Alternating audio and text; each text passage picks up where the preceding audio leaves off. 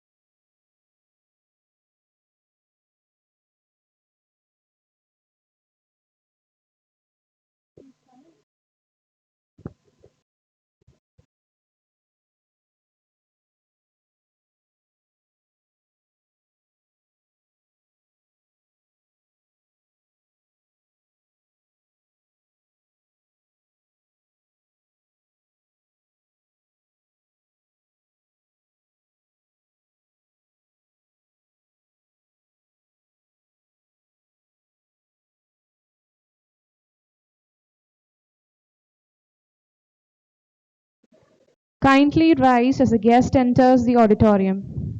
I repeat, kindly rise as the guest enters the auditorium.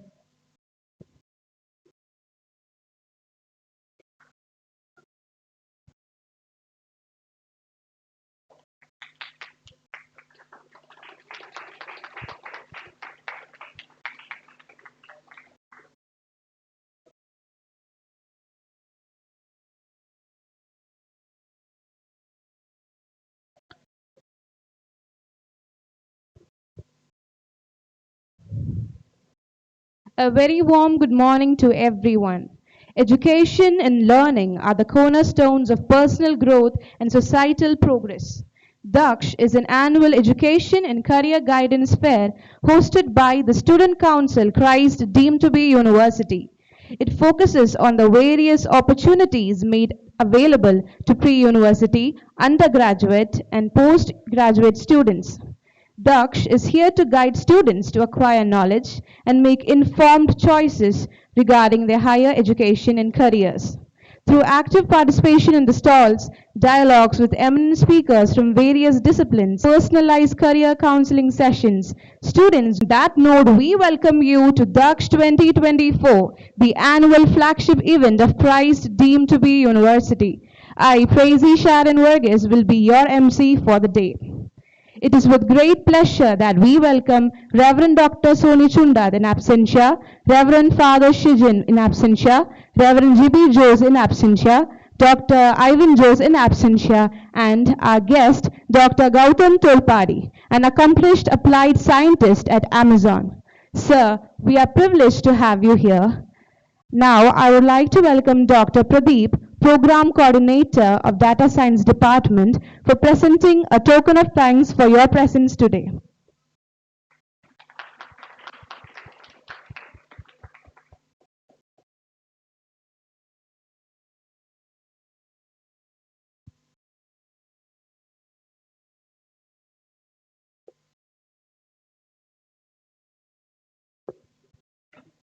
Thank you, sir.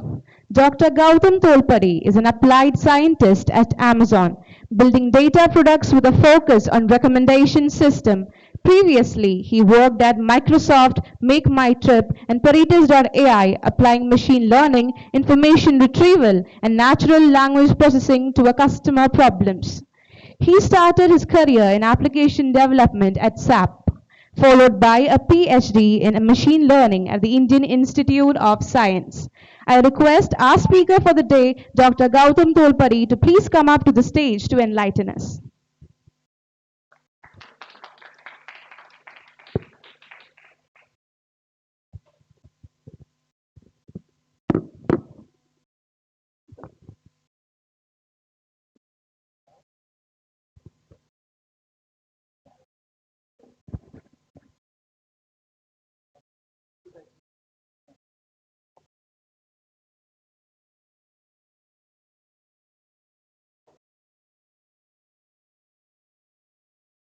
Can you hear me at the back? Okay. Good morning, everyone. Thank you for coming to listen to me today. And thank you for Daksh and the management for inviting me. I would also like to thank all my teachers and colleagues and fellow students to whom I learned whatever I know and what I'm going to share today. So with that, let's get started. The agenda for today's talk is navigating the data science jungle. So essentially, I'm trying to give you a glimpse of how it is to operate in the data science roles in industry and the experience I have seen so far. Right? So I have been here around 8, 9 years in industry in data science roles, and even before that, I was in engineering roles for about 6 years, and in between, I did my PhD as well. Right? So that's the goal of this talk, and roughly this is my agenda. But welcome to interrupt me at any time, and if we run out of time, I'll probably pause and then we can take questions at the end. But right now, there is services which make money, so you have to solve real problems because real problems are what people will pay for, right? So looking at real problems for customers, and there are many parts in this, and data science is also one part, and it is of the same goal. which is to deliver these products and services to customers. So how can we contribute to that activity? That is what we are going to look at. Right? In this specific talk, I'll talk about, because industry has many different kinds of companies. I'll focus on software products. There are other products like, for example, self-driving cars, which have so many other aspects, right? Mechanical parts, there's so many other problems to be solved. But my experience has been with software product companies like these, and I'll talk about my experience, in those companies. So what does it mean, right, to build software products? What does the flow look like? Right? How are they made and delivered? So some sense of what are the organs in a company which is building software products, right? So we'll start with sales, because that's kind of the front of the company, because the company exists only if it makes money, and money is made when people sell and people buy, right? So sales looks at what are the pain points for customers, what do customers really care about, what is not working for them, and what can we build to make it work for them, right? And which of these pain points are actually worth solving, right? For which people will actually pay money to buy our products. Right? And after we build something, sales also works on convincing them to buy it. So that's also another activity, because for the same problem there may be 10 different solutions. So why should people buy our solution? So they also work on that. Then there is product division, product management, and they start with the pain points which are worth solving, and then say, okay, what can we do to actually solve it? What are the interventions that we can build? What are these applications we can build in order to solve these problems? How do we solve? This is saying what we want to solve, and product is saying how we want to solve it. How should a solution look like? What will solve the problem for the customer? Right? And also expectations and motivations of the end user. So you can see there's a difference between a customer and the end user. For example, if you look at a product like baby formula, the customer is the parent, the mother or the father, but the end user is the baby, and we need to satisfy both. Right? If doesn't taste good, baby is not going to eat it. But if it doesn't give the adequate nutrition, the parents are not going to buy it. We have to make that difference, and as a product management, we have to take cater to both. So, for example, if you build, let's say, your college may have an email solution which you use, and it's used by all the students. You are the end users, but the people who make that purchase will be the college management buying that email solution, right, or a hosting solution, or maybe these chairs in the auditorium, which you are the end users, but college is the customer for whoever is making those chairs. Right? So this is the job of product. Then we have engineering. So this is the execution of product decision. So product decides, okay, this is what will solve the problem for a customer. And then engineering comes in, okay, let's build this now. So this is what needs to be built, so we'll go ahead and build it. So there we are trying to focus on, okay, how can we make the right product work exactly the way product wants it? And if things don't work, how do we quickly change it to make it work? So agility and scalability, and these are things which engineering looks at. And finally, after build something and put it for customers, then we also have support, which is a very important part, which is trying to say, okay, customer has bought the product, is he still happy with the product? So only if he's happy, he'll come back for more. So ensuring the ROI, return on investment for customers, that is a part of the support job. And where does data science come in? All of these, right? So that's why I put this here. Every aspect data science can contribute. We'll see examples of how, in my experience, I have seen data science come in play in this. So for example, if you look at sales, so this is the typical sales funnel that people talk about. I have not done any kind of sales, but this is what I have seen roughly happening, and what also I have read about. So for example, when people talk about sales, they talk about this funnel where the size of this ring corresponds to the number of people in that space. So for example, initial stage is awareness, where we are trying to get people to know about our product, right? So that will be a very wide range. So for example, if somebody is coming out with a new biscuit or chocolate, and they advertise it in, let's say, an India-Pakistan cricket match, that will go to a very, very wide audience. A lot of people will know about it. So that will be like millions of people. But not all of them will go ahead and buy that product, right? Only some of them will actually show interest in that product. So it's a smaller set. And similarly, we keep going down to a smaller and smaller set. So that's why the funnel. Interest is where some people have shown interest. They may want to look further. What is this product about and so on. Then there's evaluation where people will try to evaluate, okay, is this working for me? Maybe they'll take a free trial and see if they can make it work for the problem they want to solve. Right? After evaluation comes the negotiation where actually you want to, okay, decide, let me go ahead and buy this because this is working for me. Right? And then there's finally you make a purchase and then there's also renewal. Like it's not ending with a purchase. You want to go back and buy more. Right? So this is a typical sales funnel. And where does data science come in this? Right? So right from the first stage, which is awareness, which is mainly about advertising and marketing and reaching out to people. Right? So if you can place an ad in a India-Pakistan match, definitely you'll get awareness. But getting that ad is so expensive that you have to figure out other ways to reach out to the specific people that you care about. Right? So this is about targeting and finding out who are the right audience for your product and reaching out only to them. So for example, if you are selling sweaters, you may want to reach out to people in Bangalore but not in Chennai. Not going to sell there. Right? So you want to find out what is the target audience and then target them. Right? So that is the one place, for example, where data science comes. Right? And many other similar examples are there. Next, in the interest phase, once someone has shown interest, we want to do a follow-up. So typically, I don't know if you have seen, when you visit some website or look at some products, you get a follow-up email. Hey, you looked at this. Are you interested? You want to make make a purchase? Just want to remind you. You get some emails like that. So when should I send these emails? Who should I send it to? How often? These are decisions again where data science comes. Right? Because there's no one single answer. So we have to keep doing experiments and trying to figure out what works. Right? So this is another stage. Another example which I have seen personally is in the negotiation phase. So for example, when you buy a product, when you look at a product and then you don't buy it, you get an email saying, hey, there is a coupon which is there which you can use, you'll get 10% discount on this. So this is again an example where some kind of implicit negotiation is happening that, hey, okay, if you're, I'm ready to reduce my price, can you go ahead and buy it? Or you can actively try to negotiate in like in enterprise settings and so on.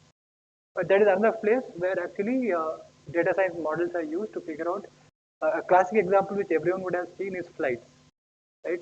The flight ticket prices are never the same. They change on an everyday basis. And that's totally powered by data. So data science is like an implicit part of that kind of pricing mechanism. Right? So these are some examples in the sales side of things where data science is used a lot. Next, we can look at product. So what does product management do? They start with some business outcome. Okay, we want to increase the number of users or increase the speed at which users complete tasks on our product, or they will decide on some business outcome that they care about. And then they'll try to look at the data, figure out, okay, where are people getting stuck? What are the opportunities? What can we build to, make things better for users? They'll do some discovery on data and what's happening. And then they'll try to validate it using different mechanisms. For example, they'll construct some mock UIs and send out a survey or talk to people, see, can this solve your problem? Would you pay for this kind of thing? And then we finally build it and then launch it and then we evaluate. After we send it out to customers, we see, okay, how is it doing? Is it actually solving? How are the people using it? That will help them refine the ideas. Maybe we didn't do something right in the first go. Right? And then they iterate on this. They again go through the same loop again and again. Here again, data science comes in, can be useful in many ways. So one is in the discover phase itself, because that involves a lot of data crunching. So we get market research data or data from user behavior, and then we try to figure out what is happening and what is not working, what is working, right? And what can be done to solve these things, right? So for example, one project that I had worked on, so we are showing some recommendations, and the product team said, hey, sometimes the recommendations are useful, sometimes they are not, and if they are not useful, just don't show it, right? So they said, okay, let's build that component or feature where we don't show things when they are not relevant. Okay? But it turns out that's a very hard problem. Because given a set of results, we can rank them most relevant to least relevant. But can we say for sure something is relevant or not? That requires a different kind of data set. And we didn't have that data set. So in that case, now we can't even solve that problem. But they didn't know about it. So we said, okay, fine. So that's where data science can come in and tell product that, hey, this problem is not solvable. Don't even think of trying to build this feature, right? There was another example where we had some kind of discovery system and we are showing some results, and there was a problem that there are a lot of very similar results. So we were searching for some code repositories, and they were very similar. So a lot of people fork on GitHub, right? So we had a lot of similar repositories with just minor changes, and they were not very useful for the user to show all these different minor variations of the same thing. And they didn't know what to do about it, but they didn't even know that it's a problem which can be solved. But we knew in the data science team that, hey, there is near duplicate detection which can actually, very with high reliability, you can figure out what are near duplicates. So we proposed that as a feature, and then said, hey, this is great, this will solve a real problem for us, and it became a feature. So it works both ways, telling product that something is not possible and informing them about things which are possible which they did not know. As the data science literacy improves, across the industry, this will become less of a problem. Uh, people will already know what data science can do and cannot do, but right now there is still a gap between what product management thinks data science can do and what it actually can do. So that's where the education aspect comes from the data science folks, that they can tell product, what is possible, what is not. Right? Similarly, in the validation, is it solvable, and what can we expect in terms of performance? So we typically we take the data set from the discover phase. We say, okay, let's build something in a kind of a POC kind of setting, and then let's try to play it on the existing data and see what happens. If we, supposing it's a ranking system, if we change the ranking, will it increase the clicks? Will it increase the speed which people want to click? We can do some offline, without having to go to the real users. We can do some analysis and simulations and try to figure out what kind of performance we can expect if we go with this into production, put it in front of users. That will help product, vet all the ideas they have and figure out to prioritize which one we should do, which one we should not do. Right? Finally, evaluation. So after we do build something and we launch it for customers, the evaluate stage is where we say, okay, we have put it out to customers. Is it really helping? Right? So typically we do things like A/B testing. I don't know if you have heard about it, but we divide users into two groups randomly, and then we say, okay, for one group we'll show what is the existing feature, and the other group will show the new feature, and then we'll try to say, okay, based on the differences in behavior between these two groups, we try to draw conclusions. Is it really helping or not? Is this by chance, or is this really kind of is this causing any difference to the metric? Right? So this is one place where typically we need a lot of statistical intuition, and product management is not trained for that, but data science people are, and where you can actually contribute very significantly to this process. Yeah, so I'm trying to motivate all the courses that you're doing, why you're doing them, where it becomes really helpful for you, for other people. Yeah, next is engineering. So this is where you actually go ahead and build the product. And there are many parts to engineering, like so the product part we just already discussed, and then there's architecture and design. So the order is different here, but typically what I've seen is first you design how the user experience should look like, and then you build an architecture of how the backend should support that user design, and then you build it, and then you some testing and so on. This is the process, right? But where does data science come in here, right? So right from architecture, right? Because the way data science products are built is very different from the classical products in software, right? So because data is a key function, key input to that, it changes the way we build things. So educating the people who are actually building the whole end-to-end system about where data science can plug in, what should be the inputs, what are the SLAs. Like if supposing you're building a search engine, right? You can't take 1 second or 2 seconds to return your results because that's too late. People will go to sleep. You have to return millisecond results. Right? So all those things will come in. Okay, what can I support? What can we do if we cannot support that? If data science says, then you have to do some caching. So all these things, discussions come in at this point. So the data science people will know what are the limitations with the existing algorithms and what we can deliver. And they need to have that dialogue with engineering to figure out what can be made, which can actually be a workable, usable product by people. So that discussion is very important, and it happens in this stage. Of course, then there is the implementation, whatever data science feature you are building, and we have a slide on the data science lifecycle. We'll look at it there. Then there's testing. So again, here the classical testing that we do, unit tests or things like that in software engineering, it's very different in data science because here data is the key function of your algorithm. It is not just the code that you write. It's not just a logic. So your test will also look different. So you will have to have a data set. You have to do offline evaluation and try to run results. So in the classical software engineering, your test will run in like milliseconds. Here a test will run in 10 hours. So you take the data, you train a model which will still take so much time. Then you run it on some held out data, and then you will get some results. That whole thing takes so much more time. It's a very different kind of testing that we do. And sometimes when your algorithms are randomized, then you can't even expect to get the same result every time. Even if you have written the code and not changed anything, results will change every time. So you have to have tests which are designed for that. So you have to test which say, okay, I should get the expected answer 95% of the time. So that's an example of a statistics based test. Right? So there's some changes that you have to mentally make when you're doing that. Next, look at support. So once you have delivered your product to customers, then what do you do? It's not the end of the day for them, because you're trained on data, and data is a function of some snapshot in time when you collected data and you did model training and so on. But that data can change. People's behavior will change. The distribution drift can happen. So our model has to continue to get updated. We have to keep retraining it, and we have to keep detecting these changes in distribution so that we have to recalibrate our model. So this is something which also keeps happening on an ongoing basis. And sometimes, explosions happen, people get really bad results, and it escalates. So we have to also be able to explain, debug, and figure out why my model is doing what it is doing, so that we can explain it to the customers and to higher management. Okay, what can we do about this, and how can we short circuit the model if things are like this are happening, so that we can override it and to save our day. Right? So these are some of the key areas where data science comes in when you're building products in a software setting. So coming to the implementation part, which is the typical data science life cycle, how we go about using our day.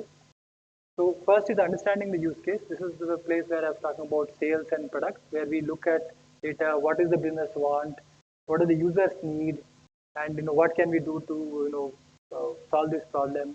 Little bit of understanding of the use case, and then most important thing is exploring the data. So we have to start with some data. If there is no data, what can data science do, right? And it sounds like an empty statement, but I have been in situations where people have called in data scientists with zero data.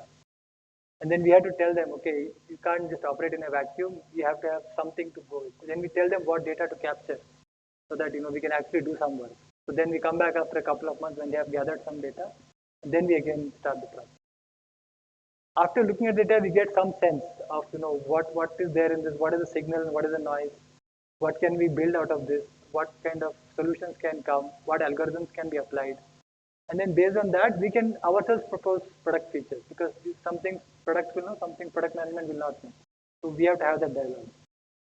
After the discussion goes on, and finally we zero in, okay, this is something which we think is possible and which product thinks is useful.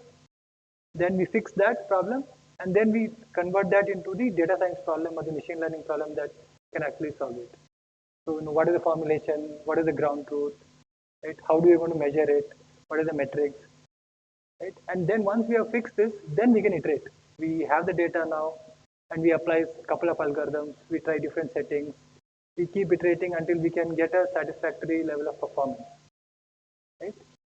So this is where error analysis is a key component, where when your model is not giving good results, you have to look at specific examples and figure out what's happening.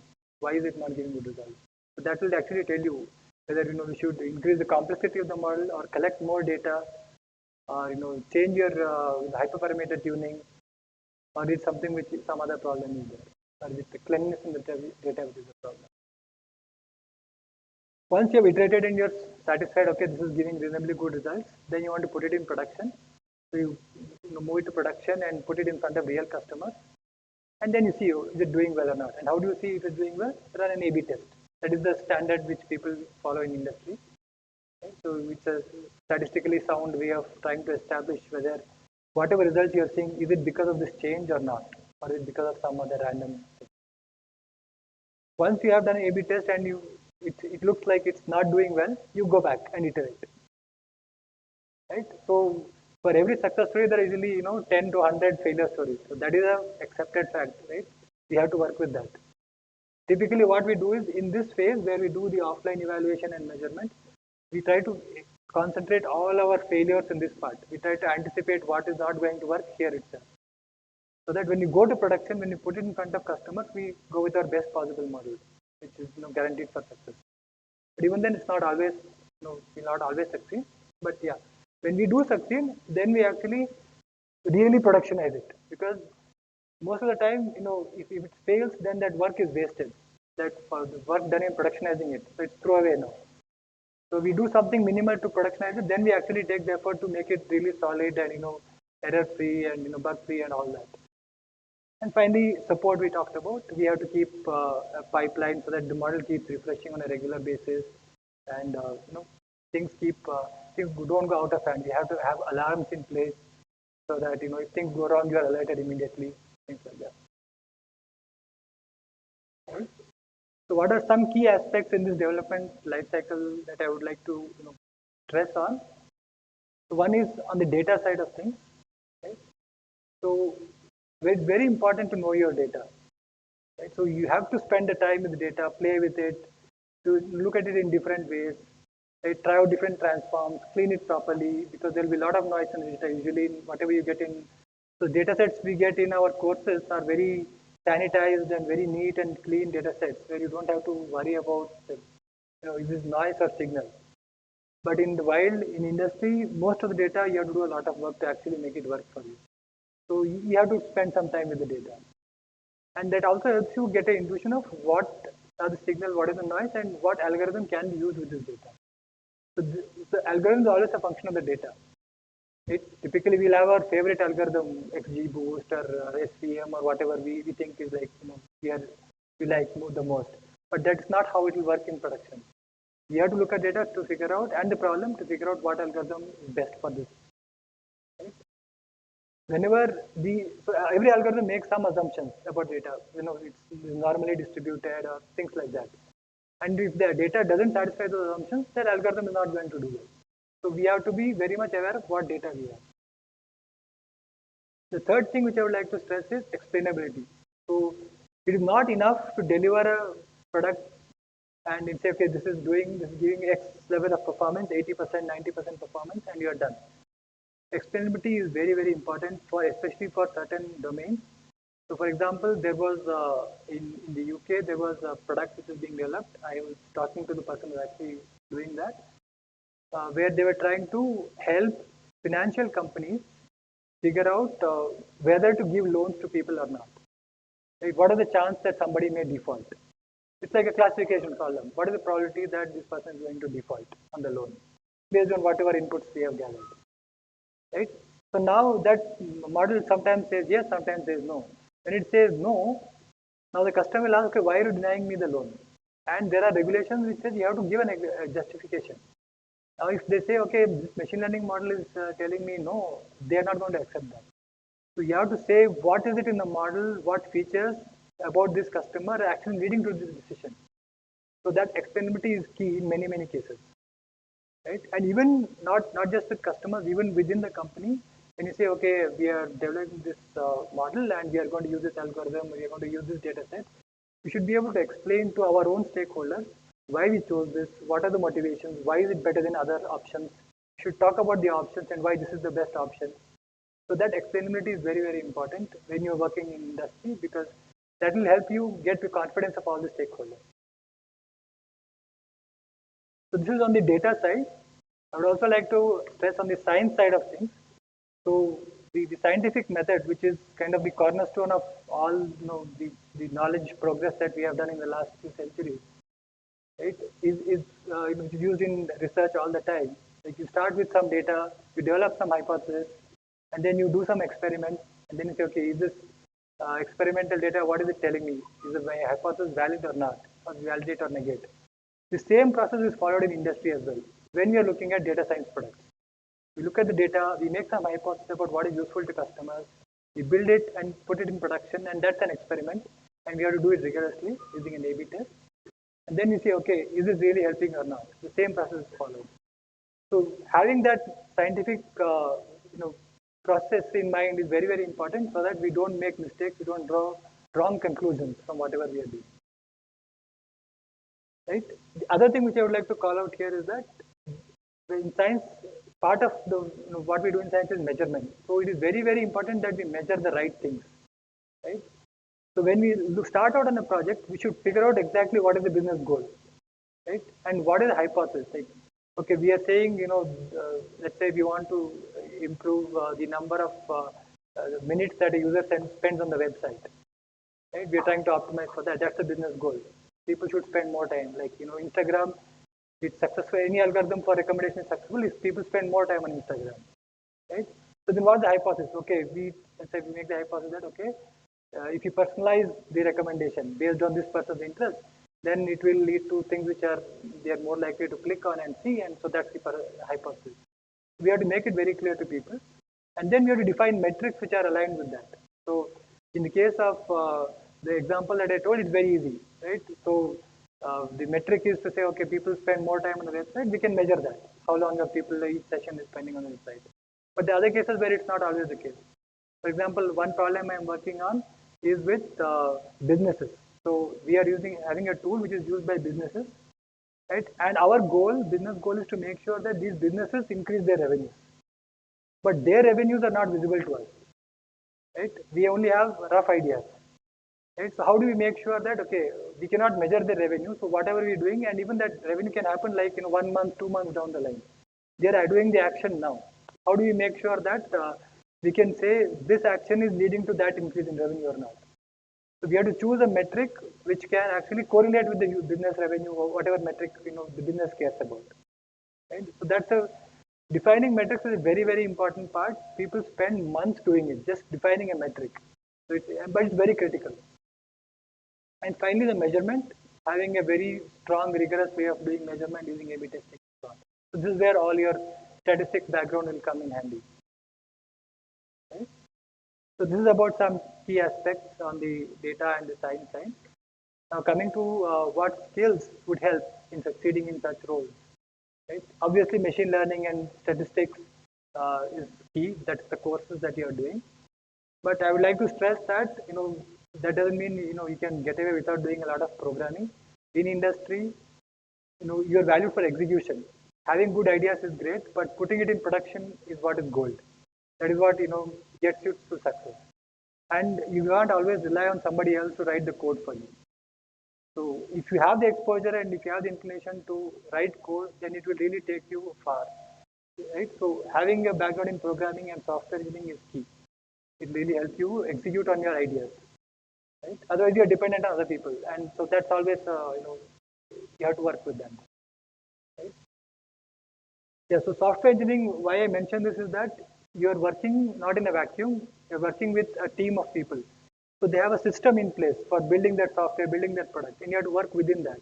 So that the whole workflow of Git and version control and pipelines for delivering code, which all you have to get familiar with. I'm not saying you have to be an expert, but the more you know, the more easier you'll find it to deliver your product, put it in production. Right? I'll give you an example. In my recent project, I had an idea and I proposed it, and it was kind of people accepted. Okay, this is something we should try, right? And then we had to put it in production. But I was not familiar with the system. I was new to the company, and I was not familiar with the system. So I had to take help from another developer, right? And then it took the idea itself. I had implemented in a Jupyter notebook. I had implemented the idea and showed it to him in like 2 weeks. Then it took 3 months to put it in production because I didn't know the system. So I had to rely on someone else who had so many other things to do. After 3 months, we launched it, and then in 1 month, we got like amazing results. And then people were very happy. But if we had done it 2 months before, if I could have done it myself, then we would have got even better results. Because when we look back, realized okay, in between some things changed, which reduced the effectiveness of our features. If we had released it 2 months ago, it would have been even more amazing. So, but time is of essence. That's why in business, time is of real essence. You have to execute fast. And so anything that slows you down, try to overcome that. So these are all things which can slow you down. If you have this knowledge, it can help you execute faster. Yeah, testing and monitoring as part of the same thing. And code hygiene. This is again something which, when I was doing my engineering, we were mainly focusing on algorithms and writing code which works. right? But we never thought about code hygiene, writing comments, writing, structuring and code in this way or that way. But in industry, that is really, really important because you're working as part of a team. There's an adage: code is written once but read many times. So you have to write your code assuming that somebody else is going to read it. So how would you write it if somebody else is going to read it? You have to do a much cleaner job of it, right? So readability is very, very important, and similar reusability, so that you don't have to copy paste every time. You can reuse the code what you have done in the past. And contextual. You are part of a big system, so even though your lines of code, maybe 50 lines of code to implement your algorithm, to put it in production, you have to be part of that big system, which may take 500 lines of code. But that is what you have to work with to get your stuff in production. Right? So these are some important skills which I would like to highlight, which will help you take big steps when you join industry. The second part I would like to stress on is attitude, not just skills. Skills is one part of it. So one thing which I've found was that alignment with business goals and customer needs is very important to be able to deliver great results. And I am stressing this because I've seen that there's a lot of misalignment. I've seen this many times, right? So I have seen people who are very excited to work on the latest technologies, whether or not it's useful to customers, right? So there may be a simple solution which can solve the customer problem, but they want to work on the latest technology, not doing this, right? So now that's not very helpful for customers, right? So then you will not be able to deliver real value to customers. So I was more aligned towards that, but then what happened was I didn't learn new technologies. So that is why the second attitude which I am trying to stress on is curiosity. So you need to have both. Because what are you doing? You're trying to solve the customer using tools you have. And the more tools you have, the more effective you can be of picking the right tool and solving the problem. Right? So how do you want to balance these two? So if you say, I want to solve the customer problem, I'll take the best tool I have and just go ahead and do it. So it's always been it's a trade-off. And typically what I do is I take some time out during the week. I say, this is my learning time. And the rest of the time I'm focused on delivering for business goals. And that time I try to keep sacred. Sharpening the axe is as important as cutting the tree. So you have to spend some time on sharpening your axe, and you have to keep the time, and that's part of your job description. So don't forget that. If somebody says that, hey, what are you doing? You're wasting time. Deliver on the project. This is part of that, sharpening your axe. Okay? The third thing is rigor. You are working with a lot of teams. Right? Data science works with many teams. So it's very important that you communicate the right things, and then you do what you communicate. Right? So many times the systems are so complex that you may not have all the details at the time you need. So it's very important to document things properly and with rigor and do journaling so that you have exact details when you need, because details matter when you're doing implementation, when you go to production. Yeah, this is on the intellectual side, I would say some of the important things that will help you succeed. Right? But the intellectual side is just a small part of life. The emotional side is also there. So I just want to wrap up this presentation with a small note on the emotional side, which is where most of our life goes to. Right? So try to figure out how you can enjoy your role in data science as well, if you're trying to do that. Right? So I'm putting some questions for you to ask yourself. Right? What is it that you truly care about? Right? Every one of us has some things it's personal. Each one has their own thing. You care about your family, your parents, you care about money, you care about having fun, traveling, whatever it is, it's your personal thing. Try to connect it to what you're doing. Or if you cannot do that, try to find another job where you can actually do this, make that connection. So then you will really have the juice in doing that work. Right? So this is one thing which I found personally, like when I was not able to connect, I could not be motivated enough to continue in that for too long. So try to find that connection, that will really help you. Second question, which if people have talked about this as well, is ask yourself, would I do this in my free time? Right? If something is a very big drag and you're just doing it for the grades and just to get your marks and just finish it and be done with it, it's not enjoyable for you. You cannot continue in that for too long. You may do it for some years maybe, but then eventually it becomes too much of a pain, and you stop learning.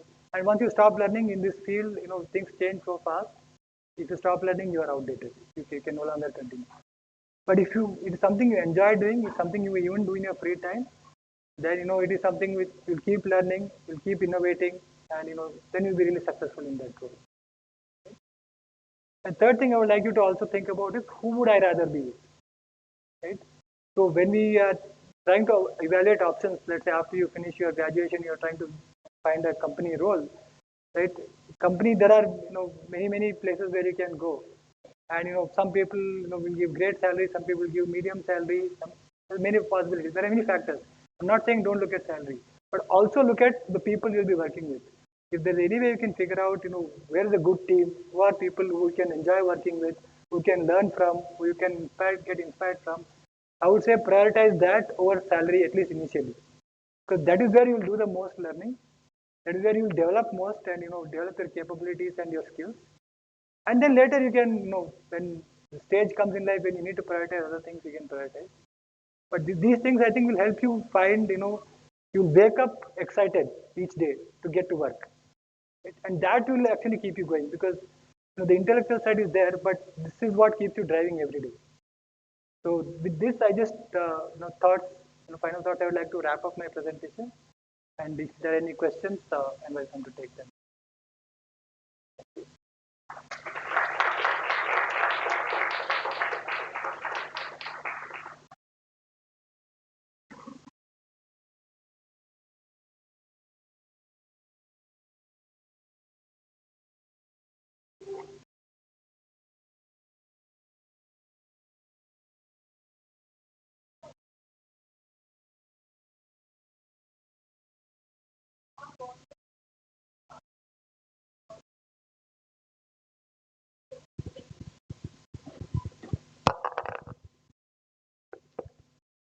Good morning, sir. My name is Ishita, and I'm a second year data science student.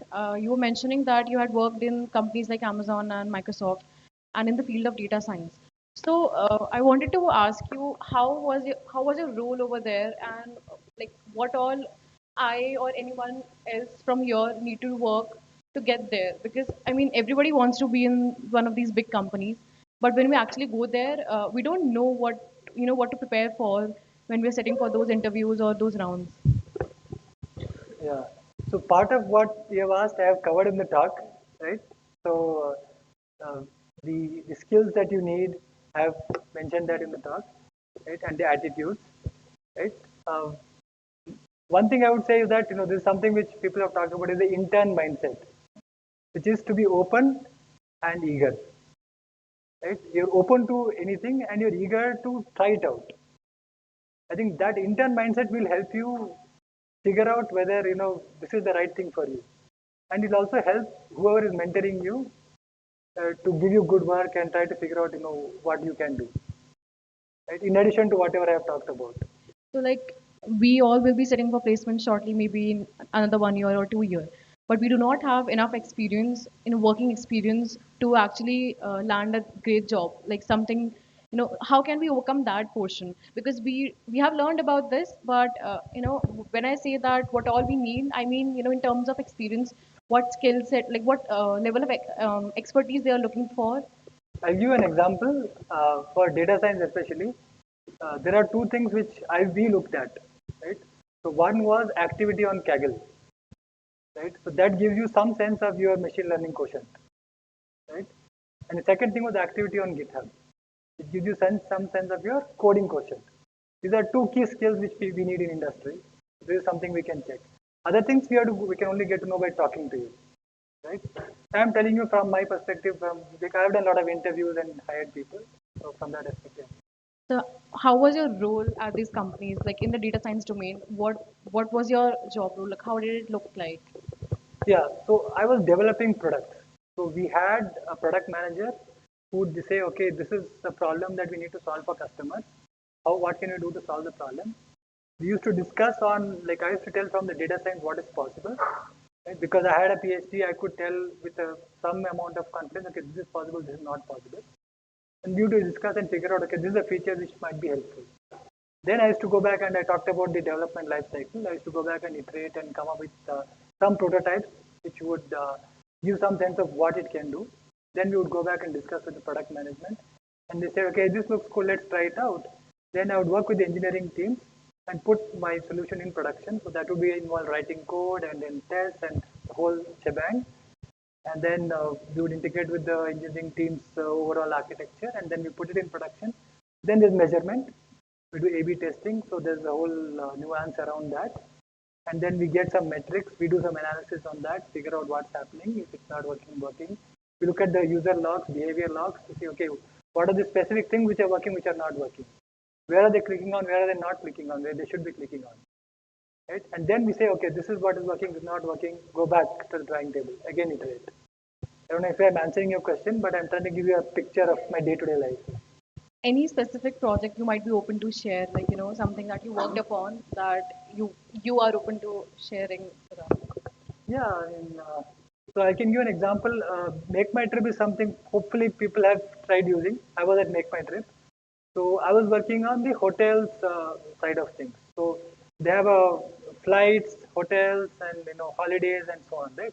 So I was working on hotel ranking, right? So they had existing ranking system for almost 4 years, and they had a team of people who are doing analysis on a per city level, trying to figure out which hotels are good in the city, which are doing better, and they would prepare a ranking for every city on a weekly basis, right? And that was a system in place at that time, right? And I was like, hey, personalization is there everywhere. Why don't you personalize ranking of hotels, right? So we started with that, and we did some initial analysis, and we said, okay, hey, this is something we can try. This is something else we can try. We can do some randomization, and we actually ran some experiments. We tried something, and we said, okay, let's try this because it's a fixed ranking. I can just do it offline and share it with somebody, and they'll put it in online. So it's not a lot of work building any system or anything. So we tried that. We got good results. But then, hey, this week we ran some coupon experiment. So maybe it's because of that, not because of what you did. So then we realized, okay, without an A/B test, people will not accept whatever you are doing. So that is the key thing with an A/B test. It's not, it's not open for debate. It's very clear what is causing this uplift or downlift or whatever it is. So then it's okay, we have to do an A/B test. So we work with engineering to figure out how to enable A/B testing for that, to make sure we can A/B test properly. Then we came up with some algorithms for personalizing ranking. So you're doing per city per week. I want to do per user per second. It's a totally different scale of things. So we came up with an algorithm, and we did some initial analysis. We took around 2 years of data. And we built a model. We did a notebook kind of analysis and shared a notebook with other people. You put any user you want, and you look at results what you get, and you see is it good or not. And it was personalized per user. Every user would get a different ranking, and whichever city he goes to, he would get a different ranking. Right? So we put it in production finally.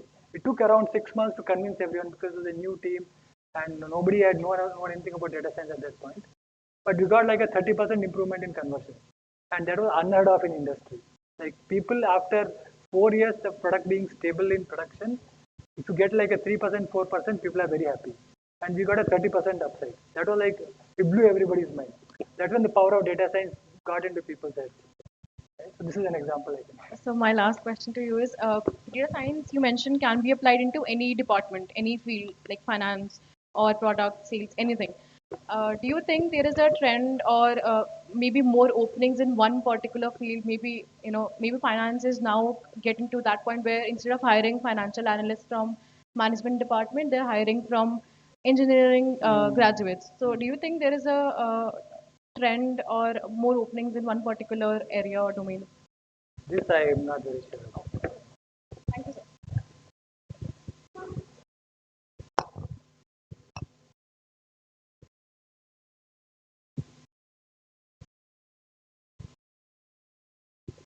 Any other questions? Okay then. Thank you for your time. All the best.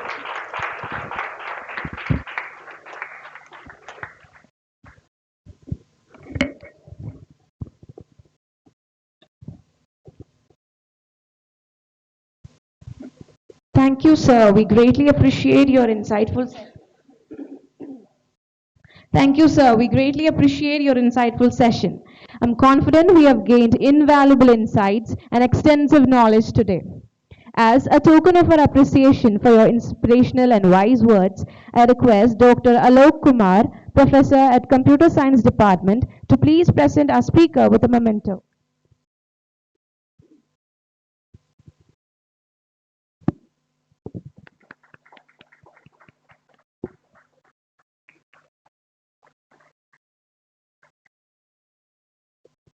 Thank you, sir. That brings us to the end of today's session. We are extremely grateful to our speaker, Dr. Goutham Tholpadi, for enlightening the way to increase our knowledge. Thank you to everyone for contributing to the seamless operation of the event, including the teachers, the management, and volunteers. Thank you all for being such a great audience. Have a wonderful day ahead, and this is Crazy Sharon Verghese signing off. Thank you.